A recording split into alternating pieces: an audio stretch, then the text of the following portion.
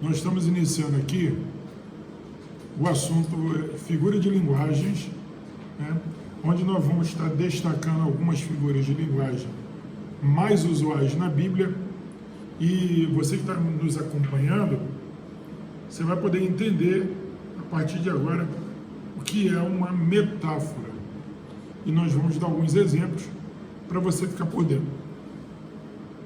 Talvez você não perceba, porém a figura de linguagem mais usada na Bíblia é a metáfora.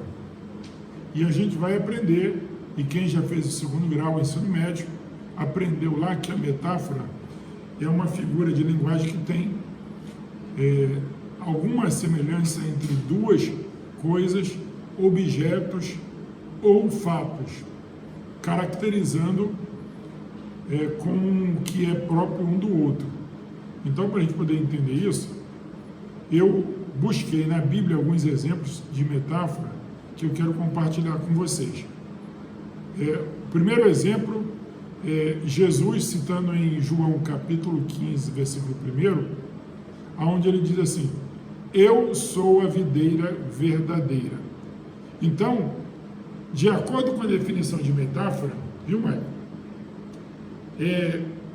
A metáfora é uma figura que traz semelhança entre duas coisas diferentes. Ora, Jesus não é videira, ok? Mas ele diz assim: eu sou a videira ou a árvore verdadeira. Então, ele quer dizer o quê? Que ele é a verdade. Mas ele não é árvore. Mas ele diz assim: eu sou a videira verdadeira. Então, outro texto para exemplificar isso é: Judá é um leãozinho. Judá não é leão, né? Mas ele é apresentado como se fosse um leãozinho. Então faz o quê? Uma comparação de maneira comparativa para dizer que ele é pequeno, mas ele tem o quê? Uma atitude, uma ação de um leão, ok? Outro exemplo de metáfora, lá em João capítulo 1, Evangelho de João capítulo 1, versículo 36, aonde o texto bíblico diz assim, eis o Cordeiro de Deus que tira o pecado do mundo. É uma frase célebre pronunciada por João Batista, aonde João Batista, ao ver Jesus se aproximando da onde ele batizava, diz assim: eis o Cordeiro de Deus que tira o pecado do mundo. Por acaso Jesus é cordeiro? Por acaso Jesus é animal? Não. Mas João Batista descreve metaforicamente, em razão do que? Do sacrifício, da condição dele sacrificial, como se fosse um cordeiro. Aí João Batista disse: eis aí o Cordeiro de Deus que tira o pecado do mundo. Entenderam o que é metáfora? Toda hora você encontra isso na Bíblia. Jesus diz assim: eu sou a porta. Por acaso Jesus é porta? Não. Mas comparativamente ele quer dizer assim, que ele é o caminho, ele é a porta para a pessoa entrar na salvação. Metáfora sempre trabalha com comparação entre duas coisas que têm semelhança em razão das suas funções, né? Jesus diz assim: eu sou o pão da vida. Por acaso Jesus é pão? Não. Não. Mas ele quer dizer o seguinte, que se você comer do alimento espiritual que ele der a você, você não vai tornar a ter fome. Jesus diz assim: eu sou a água que desceu do céu, né? Ele disse: mulher, se você beber da água que eu lhe der, jamais você tornará a ter sede. Então Jesus está fazendo o quê? Uma figura de linguagem chamado metáfora. Tá bom, gente? É muito legal. Então, na nossa apostila, no nosso livro de estudo sobre hermenêutica, a gente vai encontrar, né, toda essa gama de figura de linguagem muito própria da Bíblia, né? Então, vou dar um exemplo aqui de... alguém sabe o que é hipérbole? Quem sabe o que é hipérbole? Alguém sabe dizer o que é hipérbole? Hein, gente? Aumento exagerado, né? De um fato, de um acontecimento. Vou dar exemplo para vocês de hipérbole. Quando os espias foram olhar a terra prometida, eles voltaram dizendo assim: olha, nós vimos lá na terra homens gigantes e nós éramos como gafanhotos, né, na presença deles. Ora, a estatura dos gigantes chegava aí uns 3 metros mais ou menos. Comparativamente, eles eram gafanhotos? Não. Mas houve o quê? Um aumento exagerado de uma verdade. Realmente, os filhos de Enac eram grandes, eram altos, mas em relação aos judeus, não era nada gafanhoto, pequenininho assim. Então, usa-se essa figura de linguagem para exagerar, para quantificar, né, aquela verdade. Então, isso é chamado de hipérbole. Há outra figura de linguagem muito comum na Bíblia, e talvez a mais famosa, que é a parábola, né? Então, a parábola é uma história figurativa contada para transmitir uma verdade, tá? Mas lembrando, a história, o fato, é o que? Figurado. Ele não existe de fato. Jesus conta parábola dos semeadores, parábola dos talentos, parábola dos trabalhadores, né? Agora, há uma história na Bíblia do rico e do Lázaro que muitos tratam essa história como parábola. Alguns autores tratam essa história como real. Por quê? Para alguns autores, essa história seria figurada porque está tratando de um assunto, né, sobre vida eterna, sobre salvação, etc. e tal. Porém, mesmo se tratando dessa história de salvação e tudo mais, para outros autores, essa história é real. Ela não seria uma parábola. Por quê? Porque Jesus cita nomes, identifica personagens. Jesus fala do rico, do Lázaro, identifica essa história dentro do contexto histórico de Israel. Então, para alguns escritores, para alguns teólogos, a parábola do rico e do Lázaro não seria uma parábola, sim uma história real descrita pelo Senhor Jesus. Vocês entenderam até agora o que é parábola, o que é hipérbole e o que é metáfora? Amém? Um exemplo aí, Michael, de metáfora. Vamos lá. Vós sois a lavoura de Deus. Hã? Vós sois a lavoura de Deus.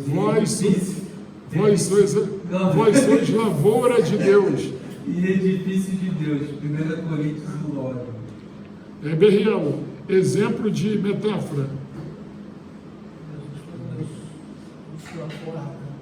Eu já dei esse exemplo, né? Eu só posso. Cita outro, vamos lá. Vocês têm que aprender a identificar essas figuras na Bíblia, para toda vez que vocês lerem, vocês saberem, isso é real, isso é figurado, isso é ficção, isso é lenda, ok? Entenderam ou não? Sim. Vamos lá, o que mais? Berriel, cadê o seu exemplo?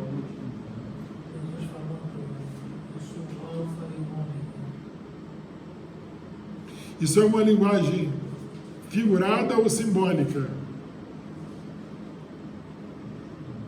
Hein, senhores? Jesus é o alfa e o ômega. É figurado ou é simbólica? Não. É uma linguagem simbólica. Simbólica.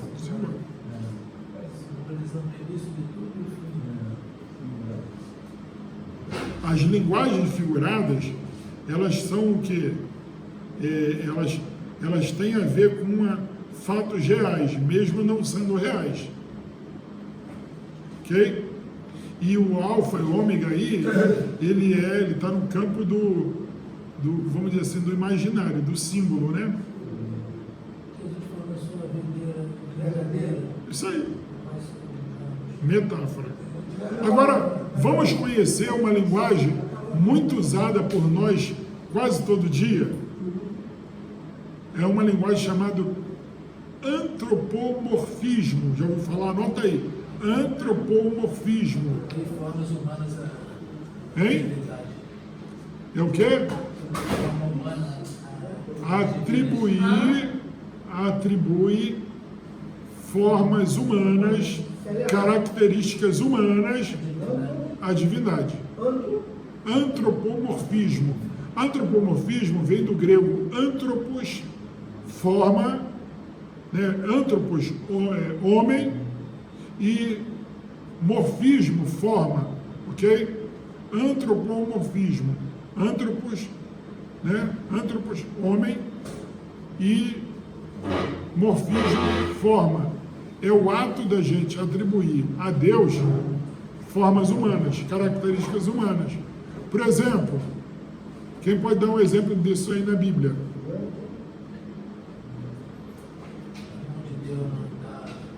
A mão de Deus não está encolhida. Olha a característica humana de Deus aí. O que mais? O ouvido dele não está gravado, não posso. O ouvido de Deus. Formato humano é divindade. O que mais? Eu estou falando de forma física aí, né? Agora me dê exemplo de uma forma, uma característica não física. Deus amou o mundo, né? Deus amou. Deus falando, Deus fala. Os olhos de Deus, Deus enxergando, né? Jesus chorou. Características humanas a Deus. Entendeu? Ou não? Tanto na parte física, como na parte emocional, né? Deus se agradou. Deus se alegrou. Hã? Mas ele na parte de Jesus chorou, era literal, né? Quem estava no ministério humano, 5% homem ali, ele chorando. Sim, mas o exemplo aqui não é se é literal, o exemplo é do antropomorfismo, quando nós atribuímos à divindade características humanas. Jesus diz assim: eu e o Pai somos um. Olha aí, Jesus chamando Deus de Pai. É o quê? É uma característica de linguagem humana. Ok? Pois é. Só que, Berriel, olha que fantástico aqui que a gente vai aprender agora. Toda a Bíblia, ela é escrita em linguagem, Michael, humana. Hã? Pegou essa senha? Toda a Bíblia, viu, pastora? Ela é descrita em linguagem humana. Então, se a Bíblia fosse escrita, Alessandra, na linguagem dos anjos, será que a gente compreenderia? Sim ou não? Eu não sei qual é a linguagem dos anjos. Eu não falo ângelos. Eu não falo linguagem dos anjos. Mesmo que as pessoas dizem, não, que você quando está falando línguas estranhas, você está falando a língua dos anjos, né? Só que os anjos podem ter uma linguagem celestial. E a língua estranha é própria de cada um que fala, né, sobre a ação sobrenatural do Espírito Santo. Quando a gente diz que a Bíblia foi escrita em linguagem humana, é que as ações de Deus, viu, Mike? Elas são descritas na Bíblia de acordo com o que nós chamamos de antropomorfismo. Então, Deus é Pai, nós somos filhos, né?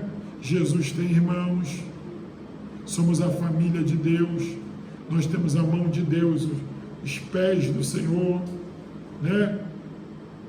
Os ouvidos, boca de Deus, o olhar do Senhor, os olhos de Deus. Então, você vê Deus amando, Deus falando, né? Então, a Bíblia, ela foi escrita na linguagem humana para que a humanidade compreendesse, né, o plano de salvação de Deus para a humanidade. Então, a Bíblia nada mais é o que a descrição do plano de Deus para a salvação da humanidade, numa linguagem humana, numa linguagem que a gente pudesse compreender os sentimentos e o amor de Deus como Pai para conosco. E olha, o texto bíblico ele vai de forma profunda, quando ele diz assim, olha, poderia uma mãe esquecer do seu filho? Não. Hã? Mas o texto diz assim, porventura, se a mãe se esquecer, né? O pai não esqueceu. Ele está falando dele, Isso. que ele não se esqueceria de nós. Então, ó, é uma linguagem humana, mas comparativamente, ele expressa que o amor dele e o cuidado dele é maior do que até o amor de uma mãe. Amém? Poderia uma mãe se esquecer do seu filho? E a pessoa diz, não, jamais. Ó, mesmo que a mãe se esquecesse, Esquece. nos dias atuais, Esquece. não tem mãe como antigamente, né? Hoje isso é abandona. Na nossa sociedade é uma coisa, Esquece não, abandona, né? Abandono. Dá, entrega, joga no lixo. Hoje em dia, muita mãe que não cuida do filho, quem cuida é a avó. Pois é. Deus fica pra lá. Vamos lá. Gente, eu botei aqui, vamos lá. Nós estamos na metáfora, mas eu vou tentar colocar para vocês aqui mais um pedacinho aqui para a gente poder compreender aqui para nós aqui. Metáfora.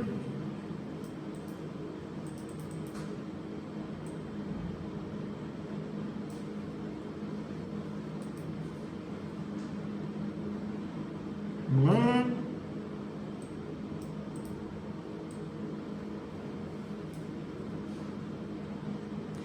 Ó, uma coisinha legal aqui, ó, para a gente poder cuidar, que é o que? Sinédoque. Vamos aprender isso aqui, que é sinédoque? Isso está na Bíblia, porém, às vezes as pessoas erram, tá? Sinédoque é o emprego, repita comigo, é o emprego do gênero pela espécie.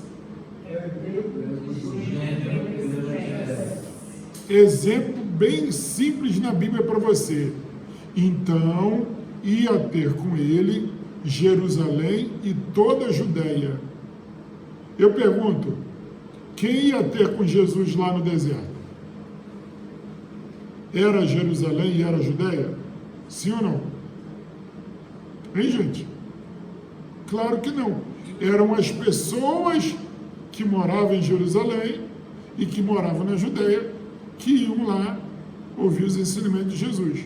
Então, na Bíblia você encontra várias vezes esses termos, essas expressões peculiares ao hebraico, ao judaísmo, que exemplificavam, né, e é a chamada figura de linguagem, chamada de sinédrico. Outro exemplo aqui é o geral pelo particular. Ó, quem pode ler para a gente aqui? E viu Deus. A terra. E aí? Desde que estava corrompida. Eu pergunto, a terra estava corrompida? Sim ou não? O quem estava corrompida, Maicon? Os habitantes da terra. Os habitantes da terra. O povo da terra. Entenderam, senhores? Por quê? Se você interpretar aqui de forma literal, você vai errar. Também não é simbólica, mas é o que? Figurado.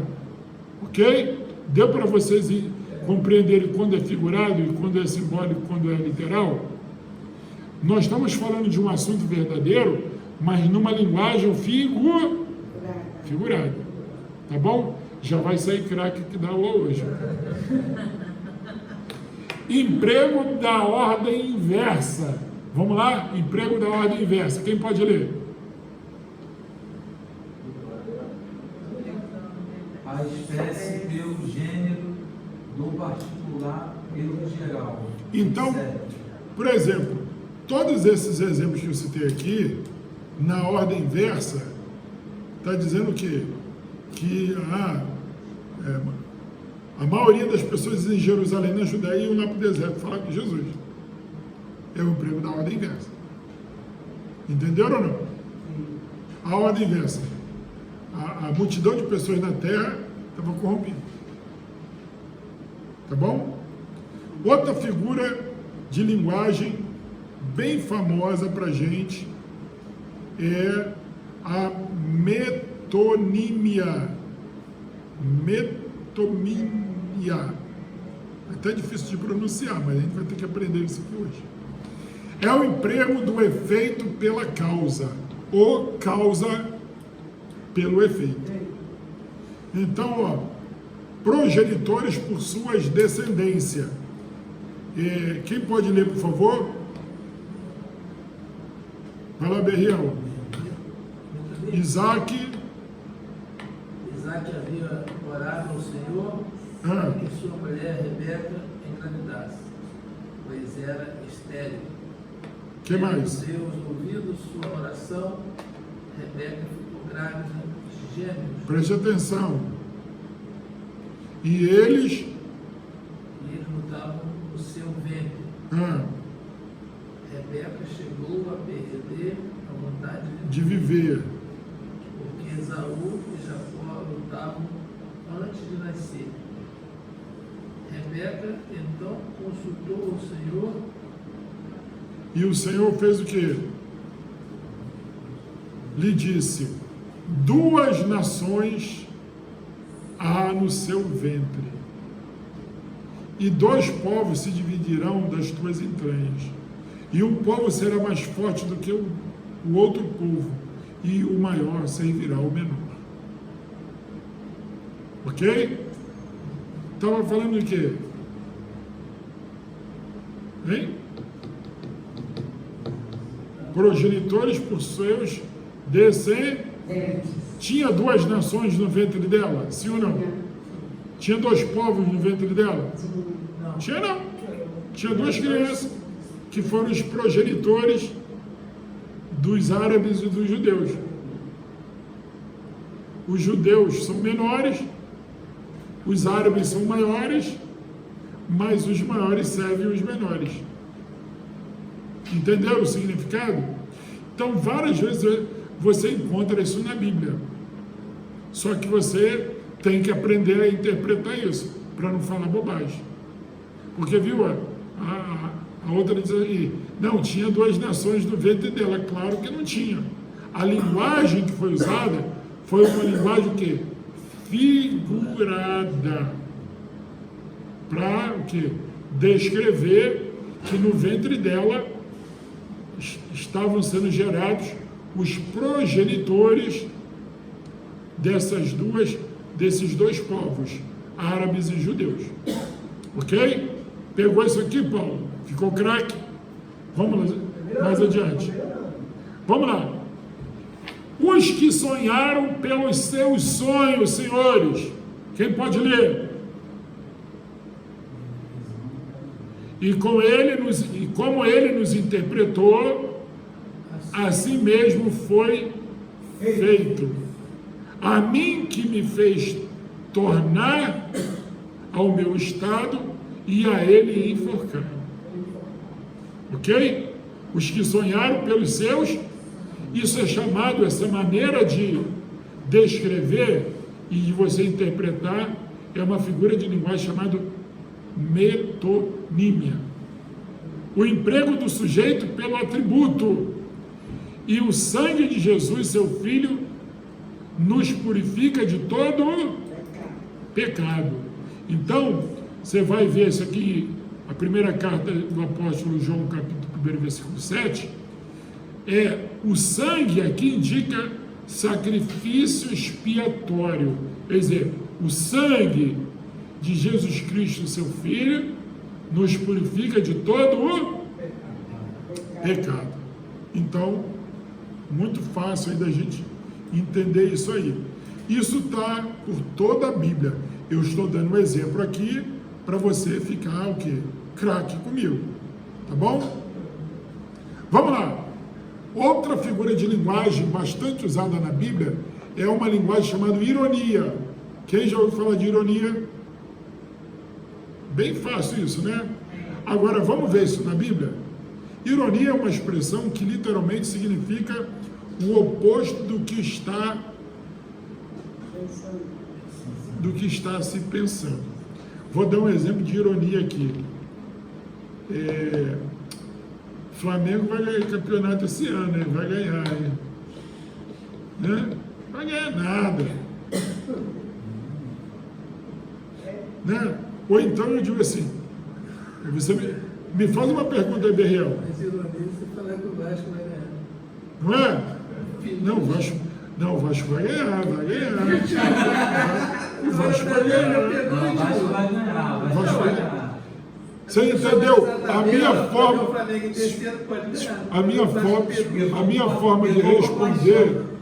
minha forma de responder é irônica, né? Mas eu não estou dizendo assim, ele vai ganhar, mas eu estou tentando dizer, mas na verdade eu estou dizendo o seguinte, não vai ganhar nada, porque a ironia é a linguagem que ela muda o sentido, né? O homem é como um de nós. Olha aí, já leu isso na Bíblia, não já? Você já viu várias interpretações errôneas sobre esse texto. Isso aqui é o que? Ironia. Sabendo o bem e o mal. Pergunta, por acaso o homem é igual a Deus? Não. Vai ser igual a Deus? Não. Só a serpente falando para Eva e Eva acreditando que seria, né? Fake news, né? Caiu no conto porque quis. Não, não é? Fake news. Então aquilo ali é o quê? Ironia. Olha o texto aí. Jó 12, versículo 2. Convosco morrerá a sabedoria. Eu pergunto, sabedoria pode morrer? Não. Hein? Sabedoria não morre? Não morre. Isso é o quê? Uma linguagem irônica. Que eles estavam conversando, Jó e os seus amigos, alguém falou lá, querendo ser mais sábio que o outro, aí Jó disse, olha, com vocês vai morrer a sabedoria. Por quê? Eles querendo ser sábios demais, aí o quê? Ele usa o que com eles? O quê? Uma ironia. Doutor Jorge, e daí caberia, quando você fala ali em cima de Deus, imagem e semelhança de Deus no homem? Seria uma ironia, não? Não, nós estamos tratando aqui da linguagem de ironia. Sim, essa não. Uma linguagem irônica. Se você olhar literalmente, o homem nunca vai ser igual a Deus. Sim. Né? Sim. Então aí, ó, o homem é como um de nós. Ora, em algum momento o homem foi como Deus? Não. Então ele é homem. Tá?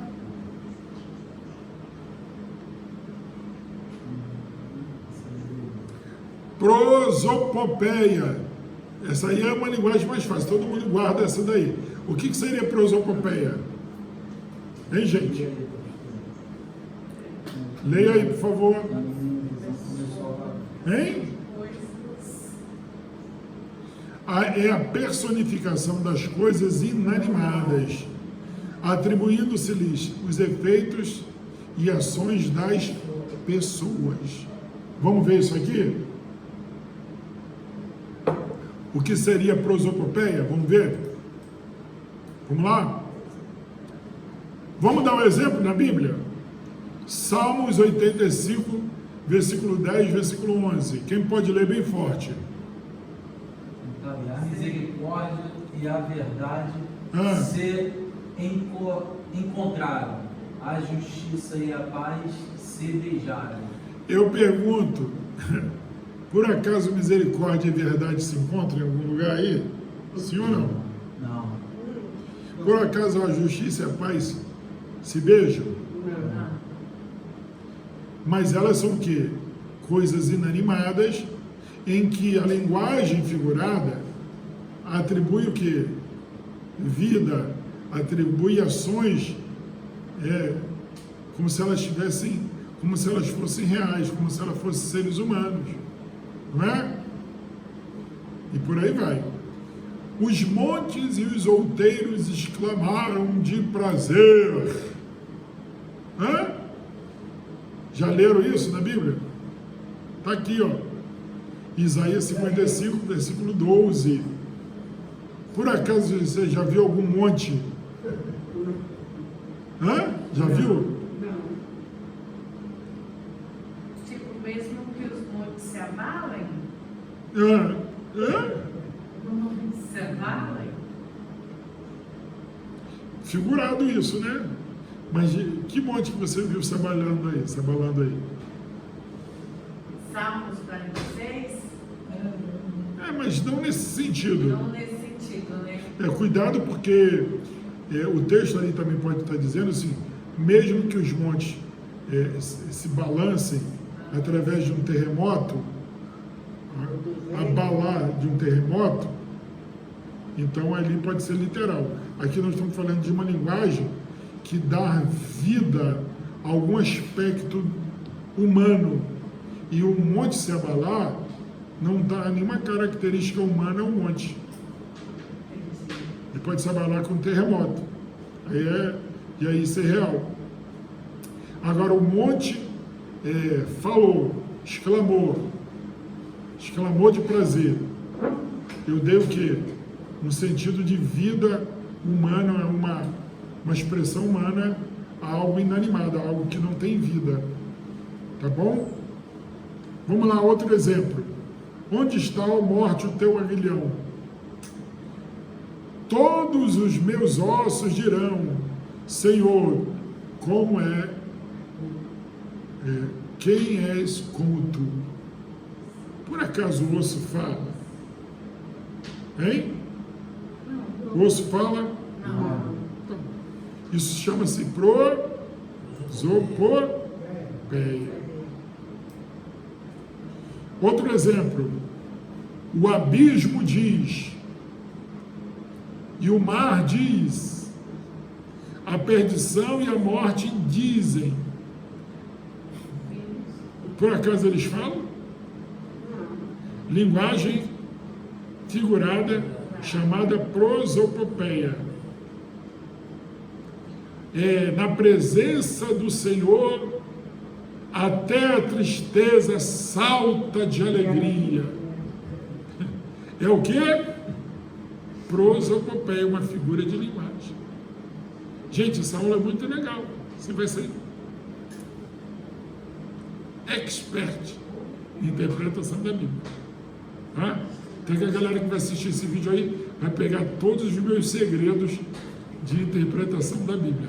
Convidar você para vir para essa aula, para você aprender cada vez mais e crescer espiritualmente e se tornar craque na interpretação do texto sagrado. Vamos lá. Eu já falei aqui sobre antropomorfismo, quem quiser, é uma linguagem que atribui a Deus atributos humanos, Deus em forma humana. Eu já falei aqui que a Bíblia foi escrita numa linguagem humana, né? Se fosse escrita, a Bíblia fosse escrita numa linguagem celestial ou numa linguagem angelical, na língua dos anjos, talvez a gente não entenderia. E a gente tem o ditado dizer assim que quando a pessoa fala em línguas estranhas, fala na língua dos anjos, né? Mas são línguas estranhas. A palavra antropomorfismo vem do grego anthropos, que quer dizer homem, e morfio ou morfismo, que quer dizer forma. Então, o antropomorfismo concede Deus como forma humana. O autor desta obra, né, acha que esta é uma maneira maravilhosa da parte de Deus para transmitir a sua mensagem e comunicar-se com os homens, porque para o homem Deus será um Pai. O finito e limitado homem jamais terá uma compreensão absoluta e completa de um Deus infinito. Tá bom, gente? Vamos ver se a gente encontra mais aqui conteúdo. A gente ficava por aqui. Eu vou ver se eu pego mais para colocar para vocês aqui. Então, alegoria. Tem mais uma linguagem aqui, alegoria. Alguém sabe dizer que é a alegoria? Para a gente poupar tempo aqui, você encontra muita alegoria lá no livro de Cantares. No livro de Cantares, ok? No livro de Salmos, bom? Então, alegoria é procurar expressar verdades abstratas em forma ilustrada, né? Então, o livro de Cantares apresenta o amor de Cristo para a sua noiva, né? Cristo é o noivo de Cantares e a noiva é sulamita. Então, alegoricamente, aquele livro vai descrevendo o amor do noivo para com a noiva, e o livro não cita a pessoa de Jesus e nem a pessoa da igreja, mas fala do noivo e fala da noiva. Consegue enxergar isso? Pegou aí a senha? Bem fácil. Quando você lê o livro de Cantares todo, você vê o tempo todo exemplificando o amor do noivo para com a noiva. Que noivo é esse? É Jesus. E a noiva? A igreja. Tá bom, gente? Eu assisti uma pregação em cima do livro de Cantares.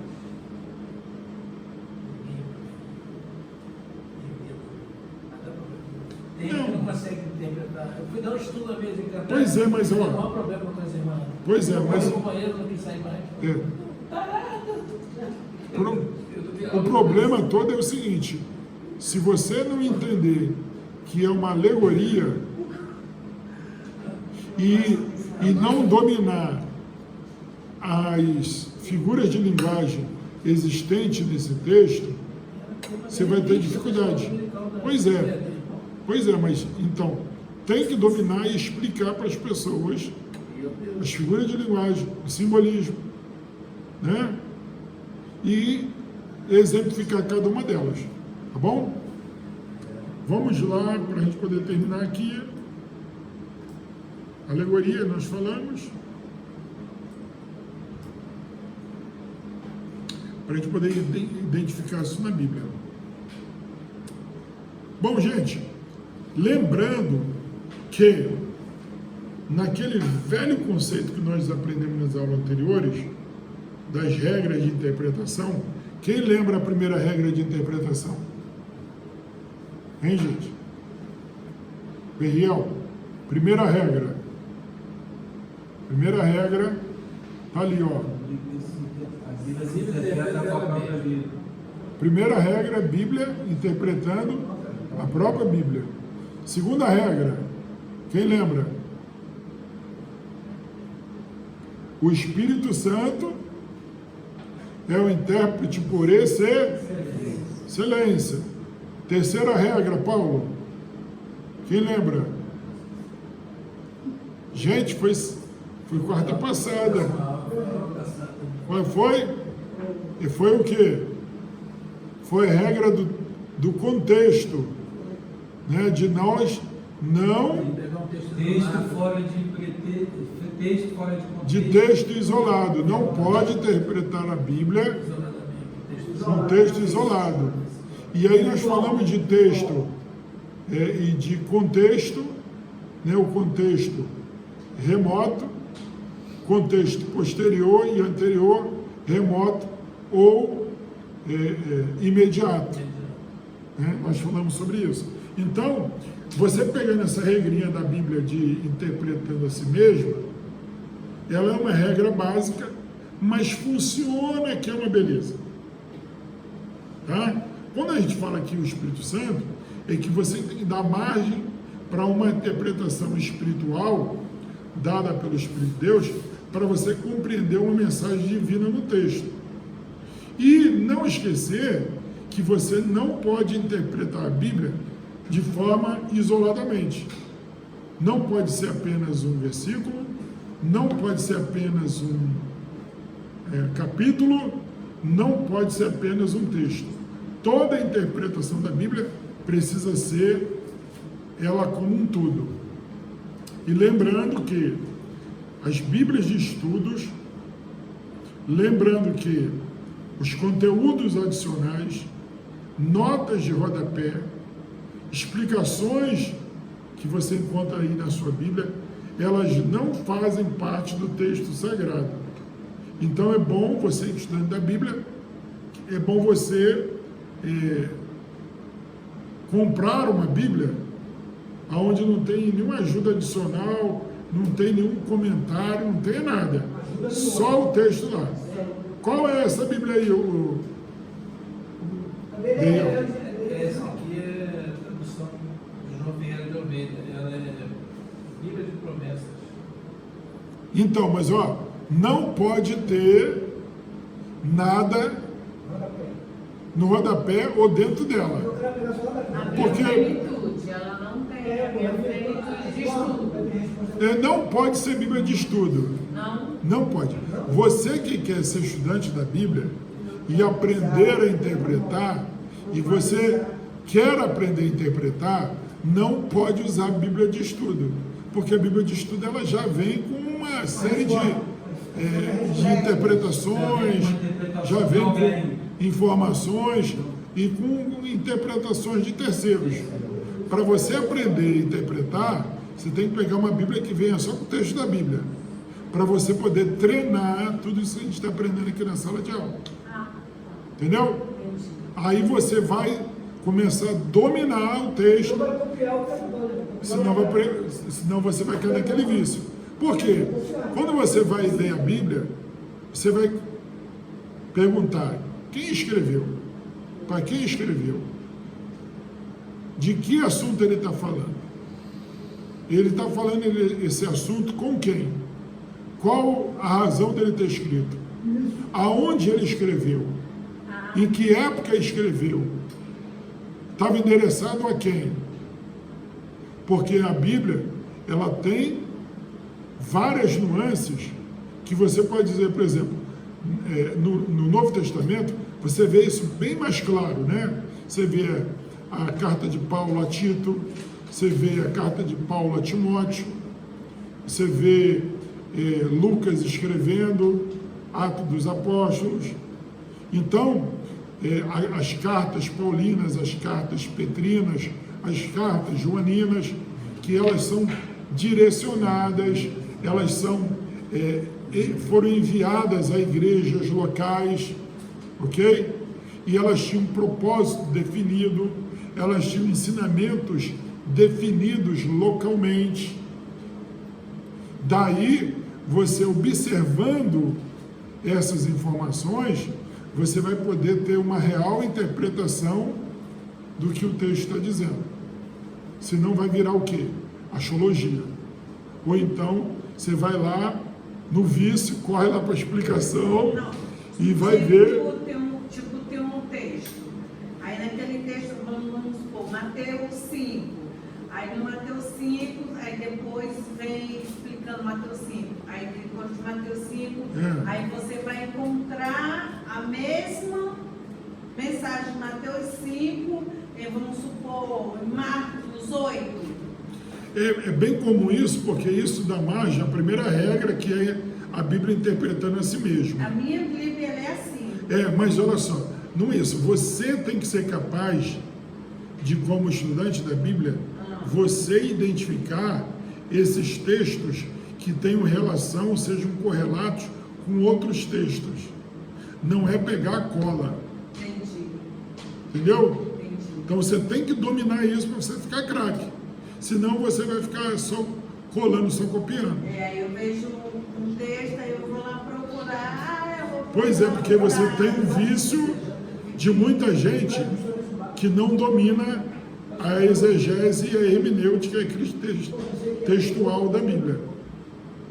Vai aparecer sua voz bem gravando, viu, Paulo? Vai aparecer. Esse cara está começando a comer já, Não, no final da aula hoje a gente tem café e tem biscoito ali. E a aluna Alessandra, eu vi daqui, degustou lá uma pipoca. a tia dela Não é? caminhou para ela. Foi legal. Gente, vamos terminando por aqui, convidando você que está nos assistindo aqui a fazer parte dessa aula e quem sabe na próxima oportunidade estejamos juntos aqui e eu espero que o assunto de hoje, nós falamos sobre Cabala dos Números, falamos sobre numerologia, números literais, números figurados, números simbólicos. E eu quero convidar você, antes da gente continuar aqui, para você se inscrever no nosso canal, fazer parte do nosso canal e compartilhar esse estudo para outras pessoas, que vai ser uma maneira de você nos abençoar e também abençoar algum estudante da Bíblia aí que quer aprender cada vez mais. Forte abraço, até a próxima. Calma. Não é? Próximo curso, hein, pastor?